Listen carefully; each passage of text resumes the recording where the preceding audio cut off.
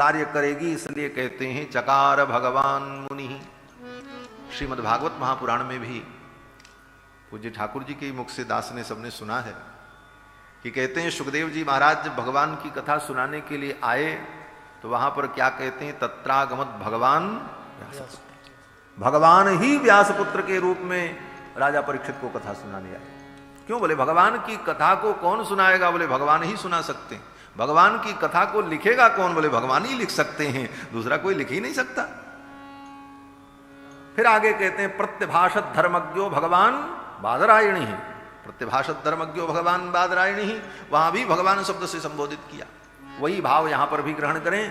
कहते हैं रघुवंशस्य चरितम चकार भगवान मुनि, स्वयं भगवान ही वाल्मीकि महर्षि के रूप में आकर के मानो अपने चरित्र का वर्णन कर रहे हैं और 24,000 श्लोकों में सुंदर ग्रंथ का निर्माण कर दिया। नाम रखा इस ग्रंथ का रामायण। रामायण 4 अक्षर का नाम, क्योंकि चारों वेद का ये स्वरूप है और 4 रूपों में भगवान प्रकट है, कृत्वात्मानम चतुर्विधम, इसलिए 4 अक्षर का नाम रामायण। रामायण का अर्थ क्या है? बोले सीधा सीधा अर्थ तो रामायण का यही है, रामस्य अयनम रामायण। जो राम जी का अयन है, राम जी का घर है। राम जी कहाँ रहते हैं? मंदिर में रहते हैं, पहाड़ में रहते हैं? बोले कहीं नहीं। ऐसे तो भगवान सब जगह रहते हैं, कहाँ नहीं रहते? अंतर्बहिश्च तत्सर्वं व्याप्य नारायण स्थितः, अंदर बाहर सब जगह भगवान व्याप्त। लेकिन यहां चिंतनीय यही है कि रामायण का मतलब रामस्य अयनम। राम जी को अगर ढूंढना चाहते हो, राम जी का दर्शन करना चाहते हो, तो इस चरित्र को पढ़ो, इसी में राम जी का दर्शन हो जाएगा। रामायण में ही राम जी का दर्शन होगा। इस चरित्र का अनुसंधान करोगे तो राम जी दिख जाएंगे महाराज, इसी चरित्र में उनका दर्शन होगा। तो रामस्य अयनम रामायणम, ये राम जी का अयन है, राम जी का घर है।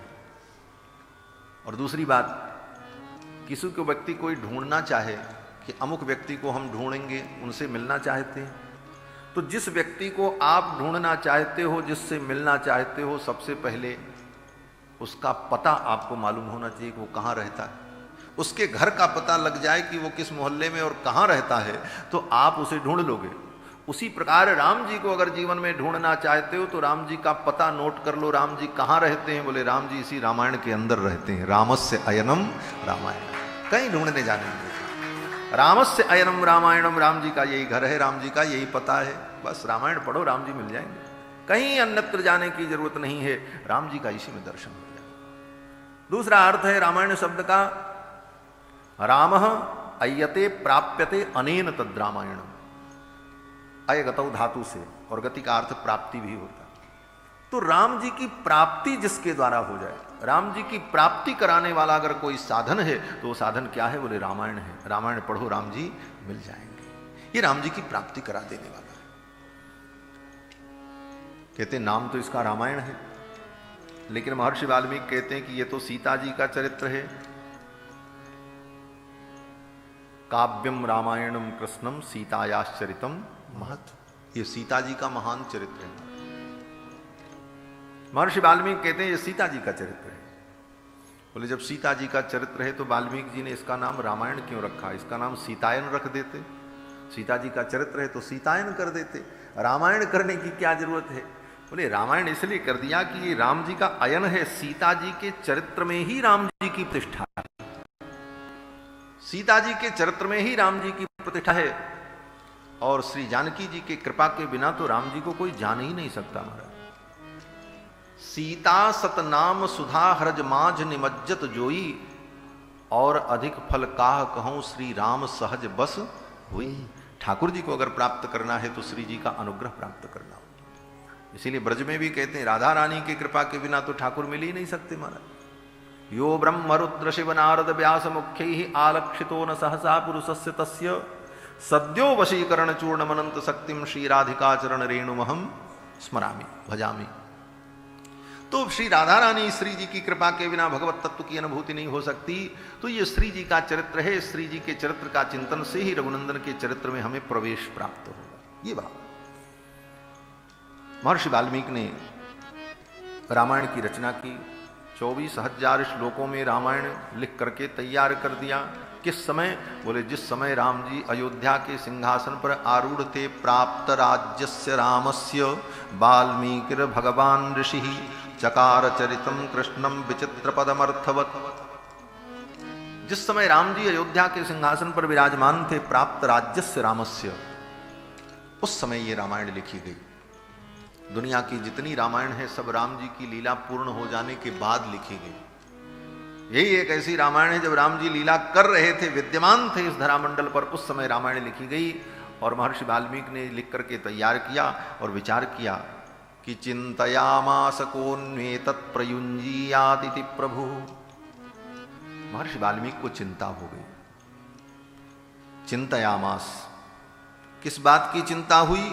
बोले कौन वे तत्प्रयुंजीयात, कौन इसका प्रयोग करेगा? लिख तो हमने दिया इतनी बड़ी पोथी, इसको पढ़ेगा कौन? इसको सुनाएगा कौन? इसका प्रचार प्रसार कैसे होगा? इस बात की चिंता महर्षि वाल्मीकि को हुई। वाल्मीकि जी सोच ही रहे थे क्या करें, किसको पढ़ावें, इतनी बड़ी संहिता को, इस ग्रंथ को कौन ग्रहण करेगा? तब तक उधर से कुश और लव दोनों भाई खेलते हुए आए, क्योंकि वो आश्रम में ही थे, महर्षि वाल्मीकि के आश्रम। वहीं स्वाध्याय करते थे, पढ़ते थे। श्री जानकी जी वहीं वाल्मीकि जी के आश्रम में थे। दोनों कुमार आए और आकर के महर्षि वाल्मीकि के चरणों में प्रणाम किया। अनुगृहणीताम ततः पादौ मुनिवेशौ कुशीलवौ। उसी समय दोनों भाइयों ने आकर के वाल्मीकि जी के चरणों में प्रणाम किया। देखा महर्षि वाल्मीकि ने, देखते तो रोज ही थे, लेकिन आज कुश और लव के अंदर राम जी की झांकी दिखाई पड़ी महर्षि वाल्मीकि। आत्मा वही जायते पुत्र। और वो झांकी ऐसी दिखी कि महर्षि वाल्मीकि को लगने लगा, अरे ये तो बिंबाद दिवोत्थितौ बिंबौ, जैसे इम्ब से दूसरा बिंब प्रकट हो, एक दीपक से दूसरा दीपक प्रकट हो, उस प्रकार के ये बालक हैं राम जी के पुत्र। ये तो राम जी के ही समान है। नाज नक्शा, मुख की बनावट, आकृति, सब कुछ राम जी जैसी है। महर्षि वाल्मीकि तो बहुत देर तक दोनों कुमारों को देख करके राम जी के दर्शन की ही अनुभूति करते रहे, और फिर अंत में विचार किया कि इन्हीं को मैं रामायण पढ़ा दूं, क्योंकि इनका स्वर भी बहुत सुंदर है और वेदादि शास्त्रों का इन्होंने अध्ययन किया है, इनकी वाणी भी स्पष्ट है। महर्षि वाल्मीकि ने संपूर्ण रामायण कुश और लव को, दोनों भाइयों को याद करा दिया। देखो, व्यवहार में तो हम लोग लवकुश लवकुश कहते हैं, लेकिन कुश बड़े हैं, लव छोटे हैं। वाल्मीकि जी जहां कहीं लिखते हैं कुशी लवौ तु धर्मज्ञौ राजपुत्रौ यशस्विनौ, पहले कुश का नाम लेते हैं, लव का बाद में। लेकिन व्यवहार जगत में हम लोग लवकुश ऐसा बोलते हैं, लगता है लव बड़े होंगे कुश छोटे होंगे, लेकिन कुश बड़े हैं, लव छोटे। जुड़वा हैं दोनों, चारों भाइयों के दो दो पुत्र और सब जुड़वा हैं। गोस्वामी तुलसीदास जी महाराज लिखते हैं, दुई दुई सुत सब भ्रातन के रे, समस्त भाइयों के दो दो पुत्र। राम जी के दो पुत्र कुश और लव, भरत जी के दो पुत्र तक्ष और पुष्कल, लक्ष्मण जी के दो पुत्र सुबाहु और श्रुतसेन, और शत्रुघ्न जी के दो पुत्र अंगद और चित्रकेतु। चारों भाइयों के दो दो पुत्र, दुई दुई सुत सब भ्रातन के।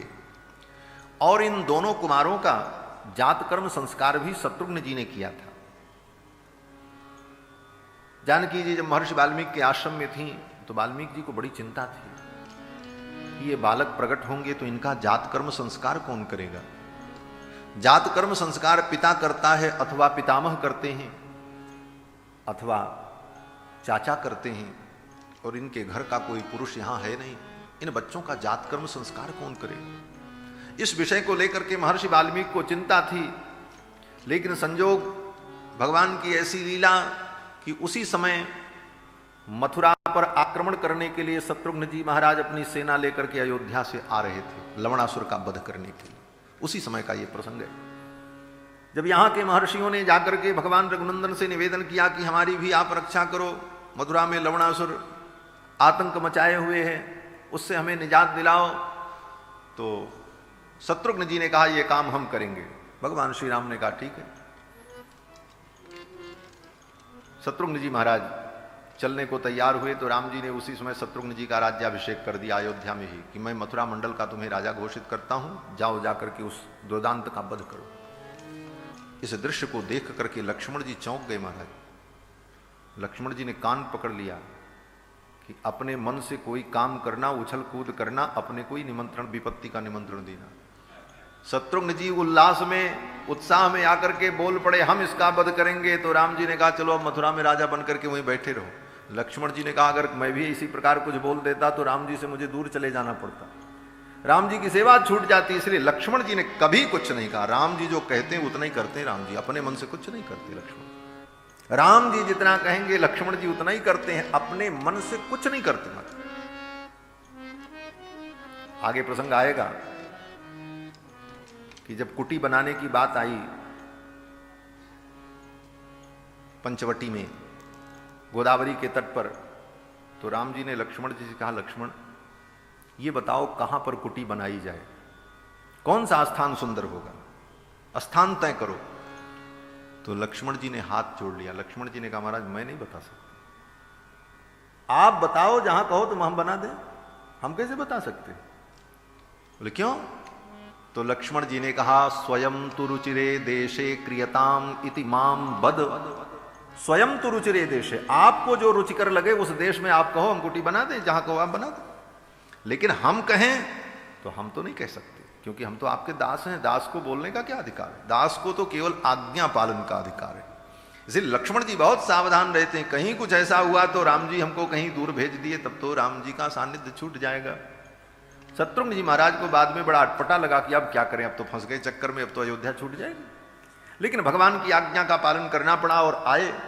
जब उस यात्रा में शत्रुघ्न जी चले हैं तो रास्ते में महर्षि वाल्मीकि के आश्रम में पहुंचे विश्राम करने के लिए, और उसी रात्रि में सीता जी ने दोनों पुत्रों को जन्म दिया। महर्षि वाल्मीकि लिखते हैं यामेव रात्रिम शत्रुघ्न पर्णशालाम समाविशत। जिस रात्रि में शत्रुघ्न जी महाराज महर्षि वाल्मीकि की पर्णशाला में प्रवेश करते हैं, तामेव रात्रिम सीतापि प्रसूता दारकद्वयम। उसी रात्रि में सीता ने सुंदर दो बालकों को जन्म दिया। महर्षि वाल्मीकि ने कहा भगवान ने बड़ी कृपा की, शत्रुघ्न लाल आ गए हैं, यही इनका जात कर्म संस्कार करेंगे। तो शत्रुघ्न जी के द्वारा ही दोनों कुमारों का जात कर्म संस्कार संपन्न हुआ था। भगवान के इन दोनों पुत्रों को देखकर महर्षि वाल्मीकि ने सोचा इन्हीं को रामायण पढ़ा दें। दोनों कुमारों को रामायण याद करा। कुश और लव ने संपूर्ण रामायण को कंठस्थ कर लिया और वीणा के तार पर स्वर से रामायण का गान करने लगे। महर्षि वाल्मीकि ने कहा यहीं आश्रम में रामायण का गान करो और सभी महर्षि महात्मा लोग सुनेंगे। सर्वप्रथम रामायण की कथा महर्षि वाल्मीकि के आश्रम में ही हुई। कुश और लव ने वहीं पर रामायण सुनाई। बड़े बड़े मुनि महात्मा लोग बैठे सुनने के लिए। ऐसा सुंदर गान किया महाराज। अहो गीतस्य माधुर्यम। सुन करके जितने मुनि महात्मा थे सब आश्चर्यचकित हो गए। सब ने कहा अहो गीतस्य माधुर्यम, इनके गीत की मधुरता तो देखो, कितना सुंदर मधुर गा रहे हैं। श्लोकानाम च विशेषतः, और विशेष करके श्लोक का कितना सुंदर गान कर रहे हैं। और इनकी वर्णन शैली कितनी दिव्य है। क्या दिव्य है? बोले चिर निर्वृत्तमप्येतत् प्रत्यक्षमिव दर्शितम। जिस घटना का ये वर्णन कर रहे हैं, चिर निर्वृत्तमप्येतत्, ये घटना बहुत पहले हो चुकी है, लेकिन इनका वर्णन इतना सुंदर है कि प्रत्यक्षमिव दर्शितम, लग रहा है जैसे प्रत्यक्ष ये घटना घटित हो रही। कथा ऐसी ही होनी चाहिए कि जब वर्णन होने लग जाए तो श्रोता आंख बंद कर ले तो उसे लगे कि ये सामने सब घटना हो रही है। हमारे पूज्य श्री अयोध्यानाथ मंदिर के स्वामी जी महाराज, श्री गोपालाचार्य जी महाराज वर्णन करते थे तो महाराज लगता था जैसे वो दृश्य उपस्थित हो गया। ऐसा सचित्र वर्णन। कहते हैं कि चिर निर्वृत्तमप्येतत् प्रत्यक्षमेव दर्शितम। बीती हुई उस घटना का ऐसा सुंदर वर्णन करते थे कुश और लव कि प्रत्यक्ष उस घटना का मानो लोगों को दर्शन होने लगता था। सभी मुनि महात्मा प्रसन्न हो गए कथा सुन करके, और सबने विचार किया कि इतनी सुंदर कथा इन दोनों बालकों ने सुनाई है, इनको हम क्या भेंट करें, क्योंकि इन्होंने कथा सुनाई है तो हमारा कर्तव्य बनता है कि हम इनको कुछ भेंट चढ़ाएं। ये कर्तव्य बोध जो है यही सनातन धर्म है। आगे वाल्मीकि रामायण में प्रसंग आएगा, कृते प्रतिच कर्तव्यम एस धर्म सनातन। सनातन धर्म क्या है? बोले कृते प्रतिच कर्तव्यम, किसी ने मेरे लिए कुछ किया है उसके प्रति मेरा क्या कर्तव्य बनता है, इस कर्तव्य का बोध हमें हो, यही सनातन धर्म। कृते प्रतिच कर्तव्यम। और संपूर्ण सनातन धर्म की विधा को आप देखो तो उसमें यही है, कृतज्ञता ज्ञापन। ये कृतज्ञता ज्ञापन ही सनातन धर्म। हम अपने समस्त आचरणों से हमारे प्रति जिन लोगों ने जो कुछ किया है उनके प्रति कृतज्ञता ज्ञापित हो, यही सनातन धर्म। सवेरे से शाम तक में आप देख लो, सो करके आप उठते हो तो सबसे पहले क्या करते हैं? बोले भगवान का स्मरण करते हैं। प्रातः स्मरामि भवभीति महार्थ शांति नारायणं गरुण वाहन मद्मनाभम ग्राहाभिभूत मद्वारण मुक्ति हेतुम चक्रायुधम तरुण वारिज पद्मनेत्रम। प्रातः स्मरण में यही कहते हैं। प्रातः काल उठ करके हम भगवान का स्मरण क्यों करते हैं? कहते हैं ये कृतज्ञता ज्ञापन है। जब तुम सोए थे तो तुमको अपना भी स्मरण नहीं था कि तुम कहां हो, लेकिन उस समय भी तुम्हारी रक्षा किसने की? बोले उस परमात्मा ने की। जब आप सोते हो तो आपको पता ही नहीं होता कि आप कहां हो, स्वयं की सत्ता का बोध नहीं होता। सुसुप्तावस्था में, स्वप्नावस्था में तो थोड़ा बहुत होता भी है, लेकिन सुसुप्तावस्था में जब गहरी नींद आती है तो व्यक्ति को स्वयं पता नहीं होता कि हम कहां हैं, कौन हैं। ऐसी स्थिति में भी जो परमात्मा तुम्हारी रक्षा करता रहा, उसके प्रति जागने के बाद कृतज्ञता ज्ञापन ही तो है उसका स्मरण। कि हम सोए थे जिस नींद में, इस नींद से उठे तो आपकी कृपा है, नहीं तो सोए रह जाते, जीवन ही खत्म हो जाता। तो प्रातः स्मरण भी उस परमात्मा के प्रति कृतज्ञता है। कृते प्रतिच कर्तव्य। बिस्तर से उठ करके हम जमीन पर पैर रखते हैं तो शास्त्र कहता है पृथ्वी को प्रणाम करो। समुद्र वसने देवी पर्वतस्तन मंडले। हे देवी, मैं तुम्हारे ऊपर चरण रखने जा रहा हूं, मुझे क्षमा कर देना, मैं प्रणाम कर रहा हूं। भूदेवी को प्रणाम करके तब पृथ्वी पर पैर रखो। ये क्या है? बोले पृथ्वी के प्रति कृतज्ञता है, क्योंकि ये धरा है, अगर ये न होती तो तुम कहां रहते, तुमको धारण कौन करता? उस पृथ्वी के प्रति कृतज्ञता। इसके बाद अपने शरीर का प्रक्षालन शुद्धि, शौचादि क्रियाएं, स्नान, अपने आप को पवित्र करना, ये क्या है? बोले अपने शरीर के प्रति कृतज्ञता है। इस शरीर का मैं उपभोग करता हूं, इस शरीर से मैं सारे साधन करता हूं, इसलिए इसके प्रति हमारा ये कर्तव्य बनता है कि इसको हम शुद्ध रखें, पवित्र रखें। ये कृतज्ञता का भाव, ये सनातन धर्म है। कृते प्रतिच कर्तव्य। हम संध्या वंदन करते हैं, सूर्य भगवान को अर्घ देते हैं, उसमें भी कृतज्ञता ही तो। कि आपके प्रकाश से हम प्रकाशित हैं, इसलिए आपको हम समर्पित नहीं कर सकते, केवल जल अर्पण करके अपनी कृतज्ञता ही ज्ञापित करते। तो समस्त आचरण व्यवहार जो सनातन धर्म का है, मूल रूप से कृतज्ञता ज्ञापन ही है। कृते प्रतिच कर्तव्यम एष धर्म सनातन। यही सनातन धर्म है। उन महर्षियों ने भी विचार किया कि इस बालक ने, इन दोनों बालकों ने इतनी सुंदर कथा सुनाई, इनको हम क्या अर्पित करें? कृतज्ञता का भाव आया तो महर्षियों ने जिसके पास जो था उसने वो भेंट किया। महर्षि वाल्मीकि लिखते हैं, प्रसन्नो बलकलम कश्चित ददौताभ्याम महायशाह। कोई महात्मा कथा सुन रहे थे, कथा सुनकर के बड़ी प्रसन्नता हुई तो उन्होंने अपना बलकल वस्त्र ही कुश और लौ को भेंट कर दिया। बोले लो बेटा, इतनी सुंदर कथा तुमने सुनाई है, ये बलकल वस्त्र तुम धारण करना। अपना बलकल वस्त्र दे दिया महाराज। कहते हैं, अन्य कृष्णाजिन मदात यज्ञ सूत्रम तथा परह। एक महात्मा कथा सुन रहे थे, कथा सुन करके आनंदित हो गए, सोचने लगे इनको क्या भेंट करें, ऐसी सुंदर कथा सुनाई। तो उनके पास कुछ नहीं था, एक मृगचर्म था, उसी मृगचर्म पर बैठ करके वो भजन करते थे। तो अपना मृगचर्म का आसन ही लोग उसको दे दिया। बोले लो बेटा, तुम्हारे काम आएगा, इस पे तुम संध्या वंदन करना, इसको तुम उपवस्त्र के रूप में धारण करना। ब्रह्मचारी का उपवस्त्र जो होता है वो कृष्णाजिन ही होता है। जैसे हम लोग संध्या वंदन करते हैं तो कंधे पर एक उपवस्त्र रखते हैं, पटुका रखते हैं, वस्त्रोपवस्त्र। लेकिन ब्रह्मचारी का उपवस्त्र जो होता है वो मृगचर्म ही होता है। नीचे तो वो सूती वस्त्र पहनेगा, रेशमी पहने, लेकिन कंधे पर संध्या वंदन करते समय उपवस्त्र के रूप में मृगचर्म को ही रखने की विधि है ब्रह्मचारी के लिए गृहसूत्र में। वहां पर गृहसूत्र में महर्षि पारस्कर कहते हैं ऐणेयमुत्तरीयम, ऐणेय मृग का चर्म ही उत्तरीय के रूप में ब्रह्मचारी के कंधे पर होता है। इसीलिए आज भी यज्ञोपवीत संस्कार होता है तो यज्ञोपवीत के साथ साथ मृग के चर्म का टुकड़ा उसमें यज्ञोपवीत में बांध दिया जाता है, वो उत्तरीय के अर्थ में ही होता है। ऐणेयम उत्तरीयम यही सूत्र है महर्षि पारस्कर का गृहसूत्र में, जहां पर यज्ञोपवीत संस्कार का वर्णन। तो महर्षि ने विचार किया ये मृगचर्म इनके उपयोग में आएगा, दे दिया। कृष्णाजिन मदात यज्ञ सूत्रम तथा परह।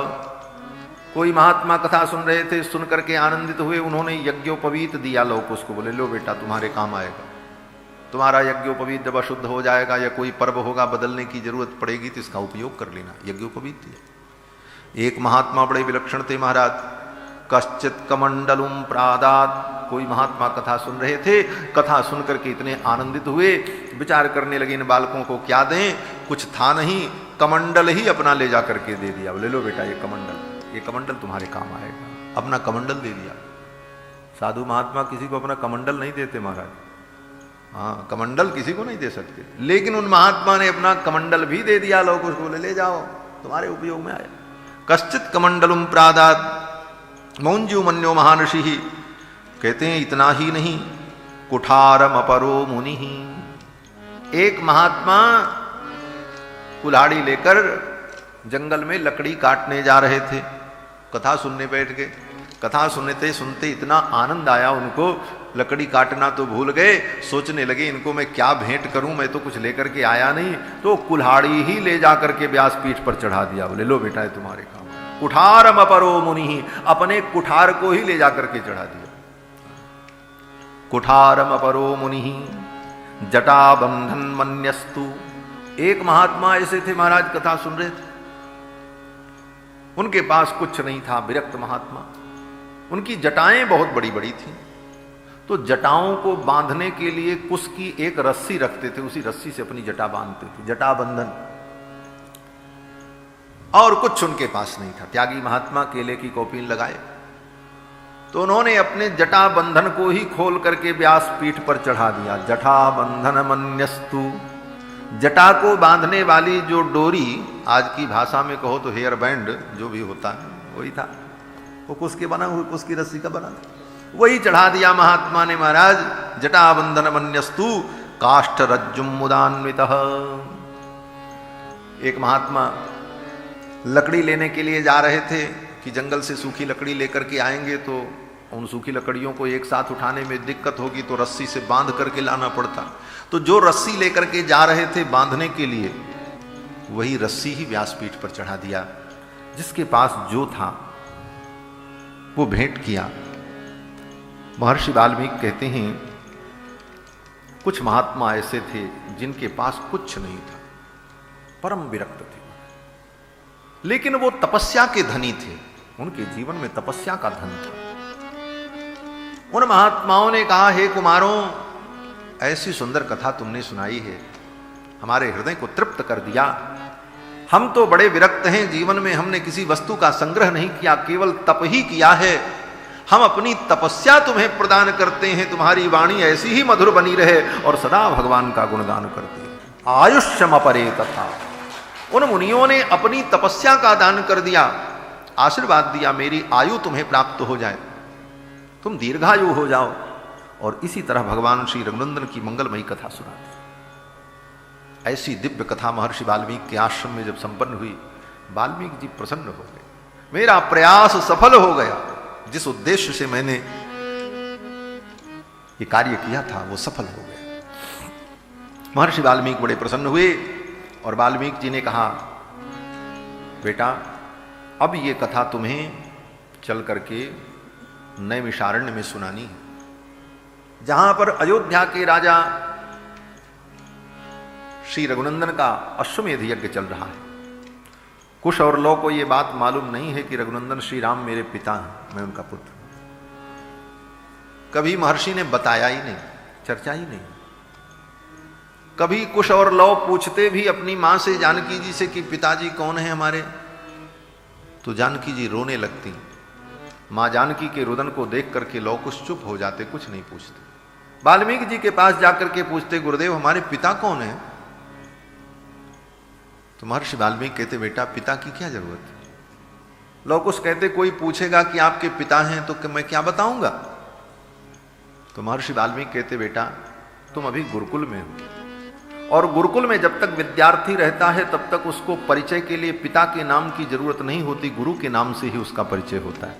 इसलिए कोई तुमसे पूछे भी तो यही कहना कि मैं महर्षि वाल्मीकि का शिष्य हूं, पिता का नाम बताने की आवश्यकता नहीं। दोबारा कभी लौ कुश ने पूछा ही नहीं।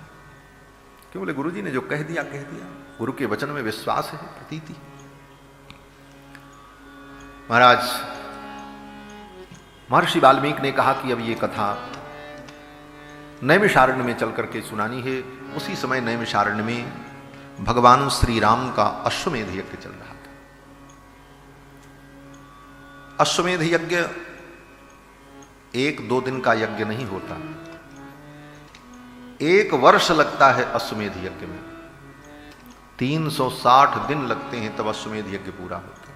उसके आगे पीछे भी कुछ दिन लग जाते हैं, माने 1 वर्ष से ज्यादा समय लगता है अश्वमेध यज्ञ करने। तो 1 वर्ष तक अश्वमेध यज्ञ चलेगा, राम जी को वहीं पर रहना है। इसलिए संपूर्ण राज व्यवस्था अयोध्या से उठ करके नैमिषारण्य चली गई। एक प्रकार से समझ लो कि महाराज कुछ दिन के लिए अयोध्या की पूरी सरकार नैमिषारण्य में स्थापित हो गई, वहीं से संपूर्ण शासन चलने लगा। और राम जी वहां रहेंगे, संपूर्ण परिवार रहेगा, बड़े बड़े अतिथि महापुरुष आएंगे।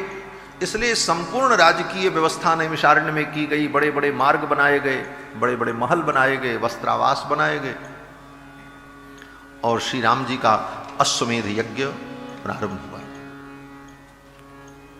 अश्वमेध यज्ञ में नियम है कि राजा की महिमा का गान करने के लिए गायक और गुणीजन बुलाए जाते हैं। पृथु जी के यज्ञ में श्री सूत जी महाराज ने उनके गुणों का गान किया है। यहां भी राम जी के अश्वमेध यज्ञ में राम जी के गुणों का गान करने के लिए अनेकानेक लोग आए थे, लेकिन महर्षि वाल्मीकि ने सोचा इसी अवसर पर लौ कुश भी चलें और राम जी के गुण का गान करें। रामायण का गान हो, लोग सुने, आनंदित हों। लौ कुश को लेकर के आए और आते समय महर्षि वाल्मीकि ने कहा, देखो तुम्हें अब चल करके इस रामायण का गान नैमिषारण्य में करना है, और एक जगह बैठ करके नहीं करना, घूम घूम करके गाना है गलियों में।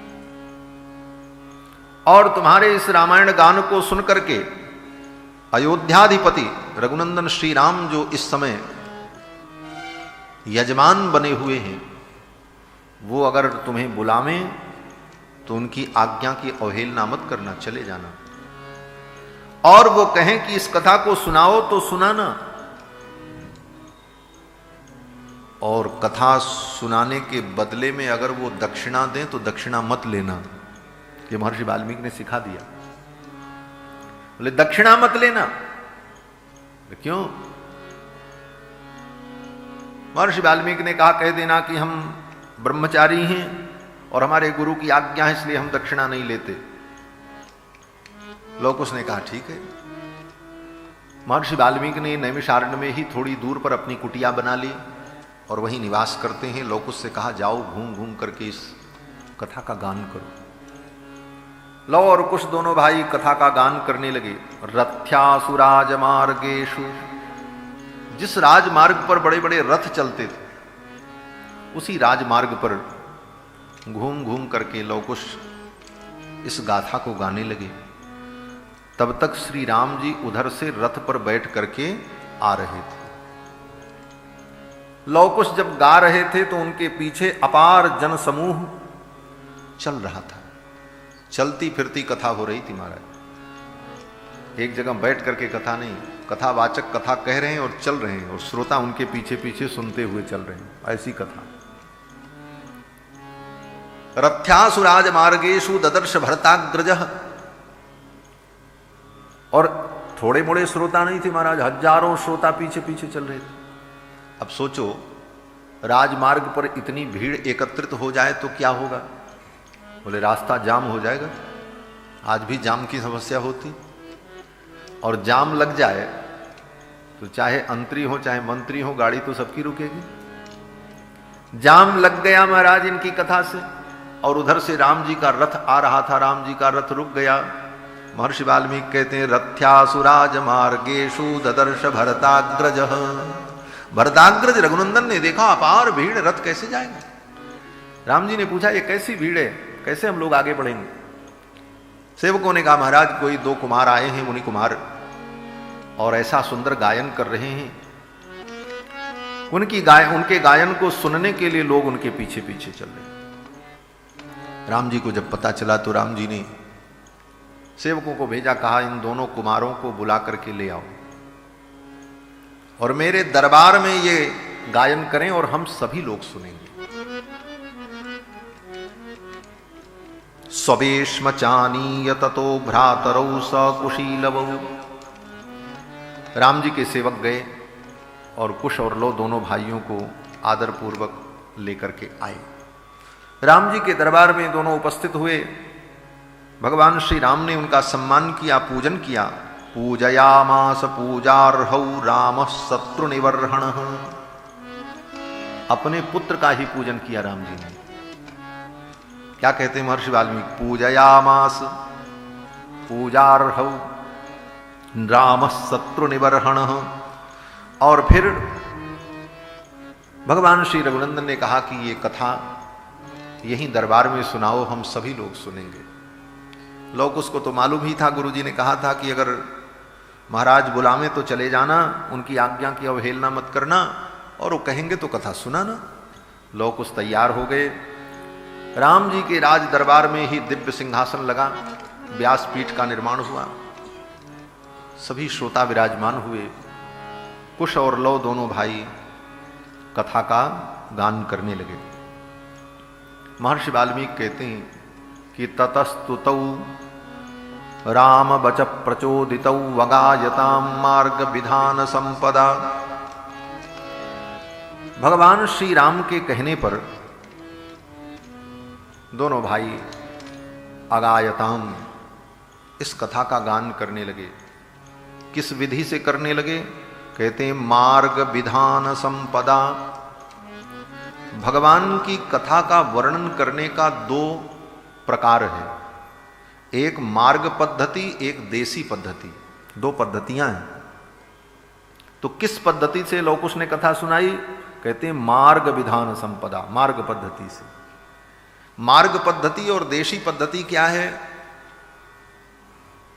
बोले जिस भाषा को समझने वाले और सुनने वाले सीमित लोग हों, जिस भाषा को बोलने वाले समझने वाले सीमित लोग हों, उस भाषा में भगवान के चरित्र का वर्णन करना देशी पद्धति कहलाती है। और जिस भाषा को अधिकतम लोग समझते हों, उस भाषा में भगवान के चरित्र का वर्णन करना, भगवान की कथा को सुनाना, इसको मार्ग पद्धति कहते हैं। तो मार्ग पद्धति से कुश और लव ने कथा प्रारंभ की। वगायताम मार्ग विहान संपदा सचापि राम परिषद्गतः सनैर्बुभूषया सक्तमना बभूव। जब कुश और लव कथा का गान करने लगे तो भगवान श्री राम अपने सिंहासन पर बैठे थे। कथा प्रारंभ हुई तो राम जी अपने सिंहासन से उठकर साधारण लोगों के बीच में जाकर के बैठ गए